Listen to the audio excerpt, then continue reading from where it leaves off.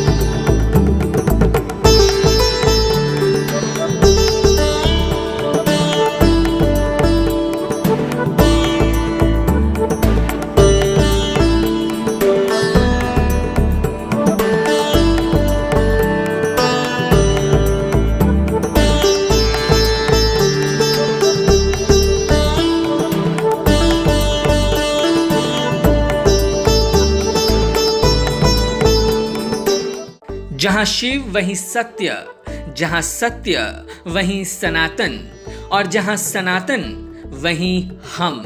इसी सनातन धर्म की रक्षा के साथ उसका प्रचार कर लोगों में भारतीय पौराणिक संस्कृति का बीज बोने का काम करने वाले नवी मुंबई के सुप्रसिद्ध एडवोकेट रमेश त्रिपाठी ने 18 नवंबर को अपने जन्मदिन और Navi Mumbai educational and charitable trust के 10वें वर्धापन दिवस के विशेष मौके पर रमेश त्रिपाठी ने हर बार की तरह इस बार भी समाज प्रति खुद को झकझोर कर रख अपना जन्मदिन सेवाभावी कार्यक्रमों के जरिए मनाया। रमेश त्रिपाठी ने परिजन और मित्रों के साथ खांदा कॉलोनी स्थित गोवर्धन गौशाला पहुंचकर गौशाला में मौजूद तकरीबन 400 गायों और बछड़ों को चारा खिलाकर गौ माता की सेवा में अपने आप को समर्पित कर दिया। गौशाला में अधिकतर वह गायें हैं जिन्हें गौ हत्या और तस्करी के इरादे से गौ माता के दुश्मनों से बचाकर यहाँ लाया गया। रमेश त्रिपाठी ने गायों के बीच जाकर उनकी सेवा करने का काम अपने जन्मदिन पर किया। गौ माता की जय, हर हर महादेव के जयकारों से गौशाला का वातावरण और भी प्रसन्न होता नजर आया। गौशाला में सेवा देने के बाद रमेश त्रिपाठी और उनका काफिला पहुंचा कोलखे पारपुंड गांव, जहां मौजूद वॉरियर फाउंडेशन संचालित वेद विद्या गुरुकुलम को भेंट देकर यहां अध्यात्म और वेद की शिक्षा ग्रहण करने वाले शिष्यों से मुलाकात कर अपने जन्मदिन को सही मायने में सार्थक किया। गुरुकुलम के शिष्यों ने भी श्लोक और वेदोपचार के माध्यम से रमेश त्रिपाठी और उपस्थित अतिथि गणों का स्वागत किया। अंत में रमेश त्रिपाठी और सहयोगियों ने शिष्यों के बीच भोजन परोसकर समाज प्रति अपना दायित्व बखूबी निभाया।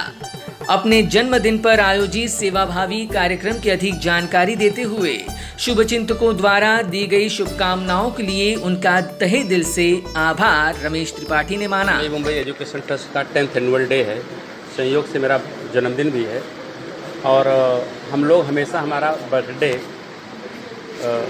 या तो किसी सीनियर वृद्धाश्रम में या तो कोई जो स्पेशल चाइल्ड के केयर होम्स होते हैं वहाँ पे, हॉस्पिटल में या ट्री प्लांटेशन करके गौशाला में या कोई भी सामाजिक या ज़रूरतमंद के कामों के करने के साथ में ही शुरुआत करते हैं। उसी कड़ी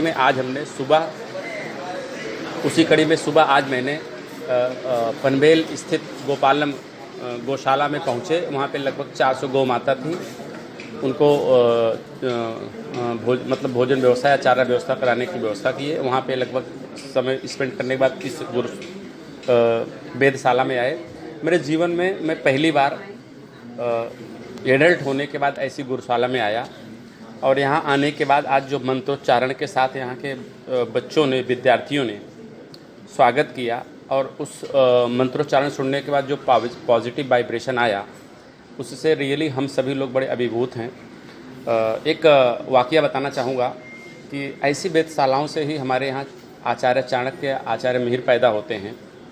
आचार्य चाणक्य जब बड़े हुए, एक उनके घर में ज्योतिषी आए और उन्होंने उनका हाथ देख करके और उनका दांत देख करके बताया उनकी माँ को कि आपका बेटा एक दिन आपको छोड़ के चला जाएगा और ये राजा बनेगा। उनकी माता बहुत दुखी हो गई इस बात से। अपनी माता को दुखी देख करके आचार्य चाणक्य ने बोला, क्यों माता आप दुखी हो? तो उन्होंने बताया कि आज एक विद्वान आए थे, एक ज्योतिषी आए थे, जो बताया कि बेटा तुम राजा बनके घर छोड़ दोगे, मुझे छोड़ दोगे, चले जाओगे और आपके दांत बहुत बड़े हैं। आचार्य चाणक्य गए, एक पत्थर लिए और अपना दांत तोड़ दिए, बोले मुझे राजा नहीं बनना है, अपनी माँ को छोड़ के मैं नहीं जा सकता।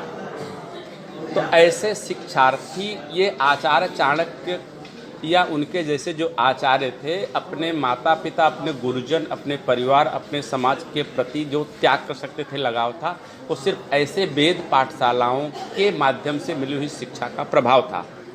तो मैं चाहता हूँ कि अगर आप देखेंगे कि हमारे प्राचीन भारत में जो भी हमारा भारत इतना महान था, इतनी ग्लोरी थी कि अगर आप देखेंगे मौर्य साम्राज्य की स्थापना करने में आचार्य चाणक्य ने जो भूमिका निभाई, जो नंद वंश जैसे विशाल साम्राज्य का पतन करके एक छोटे से बालक को शिक्षा दान दे करके एक उसको विद्वान बना करके एक मौर्य वंश की स्थापना किया।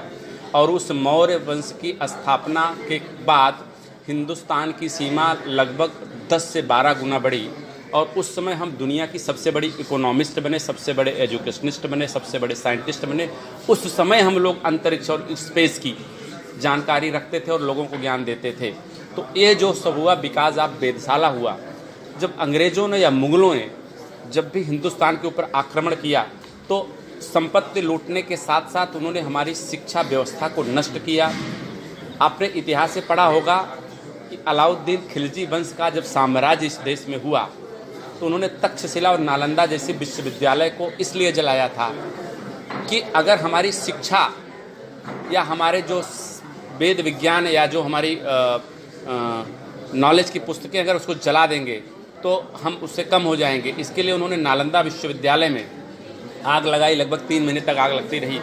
तो शिक्षा व्यवस्था हमारी उस समय की गुरुकुलम की जो शिक्षा थी विश्व की सबसे आधुनिक शिक्षा व्यवस्था थी। उसके कारण हम विश्व के सर्वाधिक शक्तिशाली, सर्वाधिक समृद्ध, सर्वाधिक वैभवशाली देश हुआ करते थे।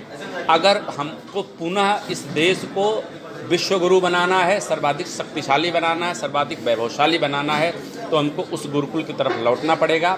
जो हम छोड़ दिए हैं वही यूरोपियन कंट्री ने अडॉप्ट करके और आज मतलब पूरी दुनिया को ज्ञान दे रहे हैं। तो अगर हमको अपना घर परिवार, समाज और सामाजिक मूल्यों को और अपने धर्म को बचाए रखना है, संभाल के रखना है तो वेद विद्यालयों के या वेद पाठशालाओं की सुरक्षा करनी पड़ेगी, सहयोग करना पड़ेगा और इस मुहिम को आगे बढ़ाना पड़ेगा।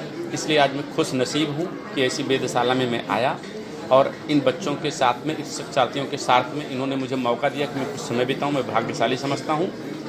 बहुत बहुत धन्यवाद। और हम अपने एजुकेशन ट्रस्ट के एनुअल डे में या अपने बर्थडे के दिन में ऐसे चीज़ें करने की कोशिश करेंगे जो समाज की ज़रूरत है, जिससे समाज का अपलिफ्टमेंट हो और समाज में एक दूसरे का भाईचारा हो। इसी के साथ बहुत बहुत धन्यवाद। आज जिस गौशाला में आप गए थे, एक्चुअली वो गौशाला कोई सरकार की गौशाला नहीं है।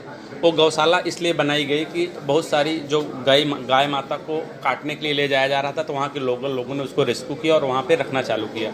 धीरे धीरे मुहिम बड़ी हो गई, लोग जुड़ते गए और आज आपने देखा लगभग 400 गाय हैं। तो मेरा ऐसा मानना है कि हमारी संस्कृति में ऐसा बताया गया था कि गौ हमारी माता है। जो गौ माता हमको दूध देती है, खिलाती पिलाती है, अगर वो बुढ़ी हो जाए या दूध देने लायक न रह जाए तो उसकी हत्या के लिए हम बेच दें, ये बहुत ही निंदनीय है। और अगर क्या मेरी माँ या मेरे बाप बुढ़े हो जाएंगे, किसी काम के नहीं रहेंगे तो हम बेच सकते हैं क्या? तो उसी तरह गाय हमारी माता है। वो जब तक दूध देती है तब तक तो ठीक है, जब दूध नहीं देती है तो उसके बाद हमारी जिम्मेदारी ज़्यादा बढ़ जाती है कि उसको पालना, संभाल के रखना चाहिए। और उसी मुहिम के तहत जो पनवेल की या बेलापुर में जो गौशालाएँ हैं हम लोगों से जो बन पड़ता है उसकी सेवा करते हैं। और मैं इस आपके मीडिया के माध्यम से आह्वान करूँगा लोगों को कि उनके एरिया में जो इस तरह की गौशालाएँ हैं, वेधशालाएँ हैं या जो ऐसे लोग काम कर रहे हैं उसमें आगे आएँ, सहयोग करें और ऐसे सामाजिक कार्यों में अपना दायित्व निभाएं। Bureau input EW network.